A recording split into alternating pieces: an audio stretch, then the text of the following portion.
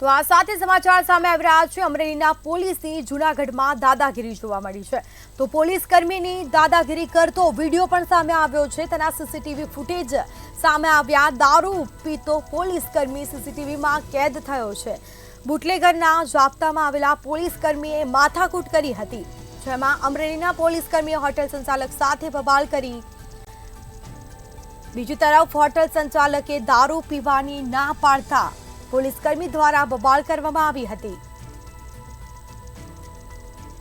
તો હોટેલ સંચાલકને અપશબ્દો બોલી જમવાના પૈસા ન આપ્યા। હોટેલ સંચાલકે પોલીસ સ્ટેશનમાં ગુનો દાખલ કરાવ્યો છે।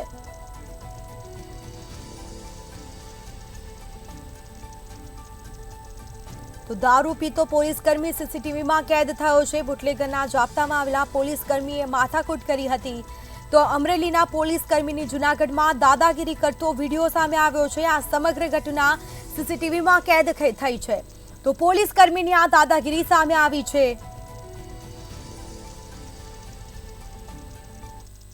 ફારૂક વડગામાં જૂનાગઢ સાબરીન રેસ્ટોરન્ટ મારવી નામની પેઢી છે, ત્યાં હું રેસ્ટોરન્ટનો વેપાર કરી રહ્યો છું। ત્યાં ત્રણ શખ્સ આવેલા હતા અને એમાં અંદર બે પોલીસ વાળા લોકો હતા। હવે એ લોકોએ અંદર આવી ને અહીંયા અંદર જ ડ્રિંક કર્યું છે। મેં તેમને મના કરેલી કે સાહેબ અહીંયા નો સ્મોકિંગ નો બોર્ડ છે, તમે આ ડ્રિંક રહેવા દે। તો સાહેબ જેમ તેમ ગાળો કાઢીને કે અહીંયા જ પીવાનું છે, તારાથી થાય એ કરી લેજો। તો મેં મારા વેટરને કીધું કે કાંઈ વાંધો નહીં, સાહેબને જમાડી આપો।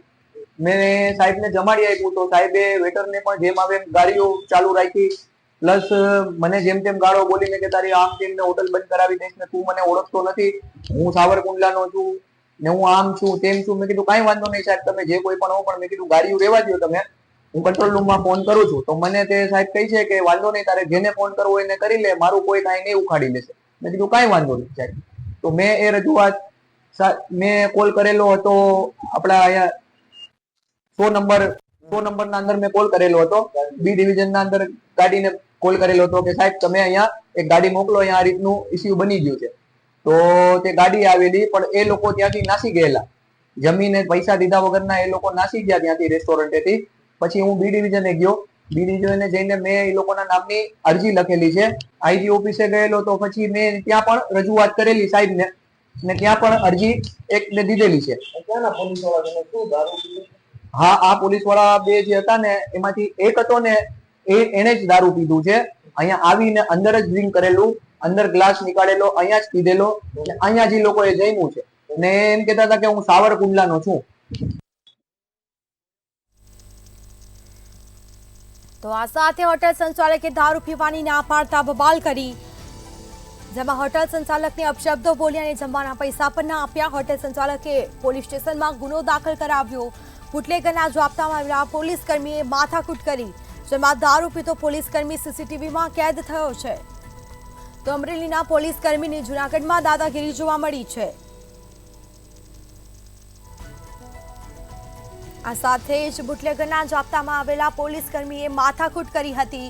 દારૂ પીતો પોલીસકર્મી સીસીટીવીમાં કેદ થયો છે। આ સીધા દ્રશ્યો અમે આપને બતાવી રહ્યા છે, જેમાં પોલીસકર્મીની દાદાગીરી જોવા મળી છે। હોટેલ સંચાલક સાથે પોલીસકર્મીએ દાદાગીરી કરી, તેને અપશબ્દો બોલ્યા અને જે બાદ જમવાના પૈસા પણ ના આપ્યા અને પોલીસકર્મી રવાના થયો। તો આ સાથે હોટેલ સંચાલકે પોલીસ સ્ટેશનમાં ગુનો દાખલ કરાવ્યો છે। સમગ્ર મામલે તપાસ પણ કરવામાં આવશે। તો અમરેલીના પોલીસકર્મીની જૂનાગઢમાં દાદાગીરી કરતો આ વિડીયો સામે આવ્યો છે। આ સમગ્ર ઘટના સીસીટીવીમાં કેદ થઈ છે। તો અમરેલીના પોલીસકર્મીએ હોટેલ સંચાલક સાથે બબાલ કરી હતી, અપશબ્દો બોલી અને જમવાના પૈસા પણ ના આપ્યા, જેમાં હોટેલ સંચાલકે પોલીસ સ્ટેશનમાં ગુનો દાખલ કરાવ્યો છે। સમગ્ર મામલે તપાસનો ધમધમાટ પણ શરૂ કરવામાં આવ્યો છે। તો આ પોલીસકર્મીની દાદાગીરી જોવા મળી છે, જેમાં બુટલેગરના જાપ્તામાં આવેલા પોલીસકર્મીએ માથાકૂટ કરી હતી। પોલીસકર્મીએ હોટેલ સંચાલક સાથે બબાલ કરી, તો હોટેલ સંચાલકને અપશબ્દ બોલી અને જમવાના પૈસા પણ ના આપ્યા।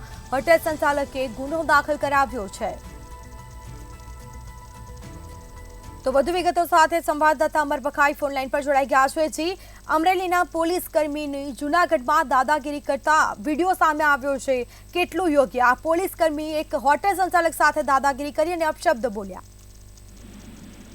બિલકુલ સ્મિતા, એક બાજુ ગાંધીના ગુજરાતમાં દારૂબંધીની વાત કરવામાં આવે છે, પરંતુ આ જે પોલીસ કર્મી જે દ્રશ્યોમાં દેખાઈ રહ્યો છે કે આ રેસ્ટોરન્ટની અંદર દારૂ પીતો હતો, એટલે રેસ્ટોરન્ટના જે સંચાલક છે તેણે ના પાડી કે અહીં દારૂ પીવાની મનાઈ છે. જ્યારે તે ઉશ્કેરાય અને જે રેસ્ટોરન્ટનો જે કર્મચારી છે તેને ગાળો બોલવા માંડ્યો હતો અને બાદમાં સંચાલકે ના પાડતા તેની સાથે છે તે જીભાજોડી કરી હતી અને ધમકી એવી આપી કે હું પોલીસમાં છું, તારે કહેવું હોય એને કહી દે, તારે જવું હોય ત્યાં જા.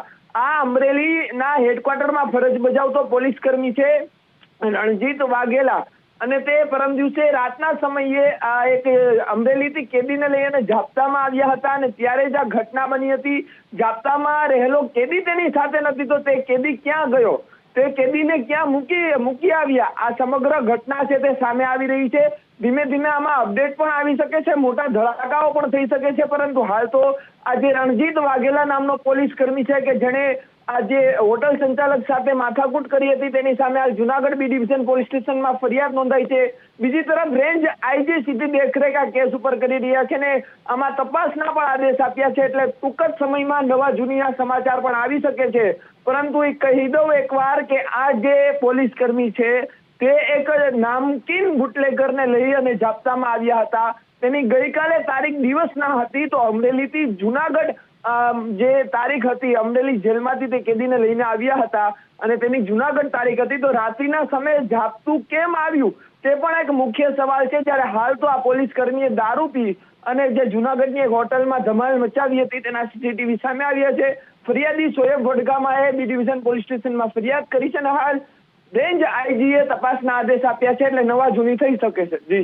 જી બિલકુલથી તમામ જાણકારી આપવા બદલ આપનો આભાર. તો આ સાથે હોટલ સંચાલકે દારૂ પીવાની ના પાડતા બબાલ થઈ, જેમાં હોટલ સંચાલકને અપશબ્દ બોલી અને જમવાના પૈસા પણ ના આપ્યા.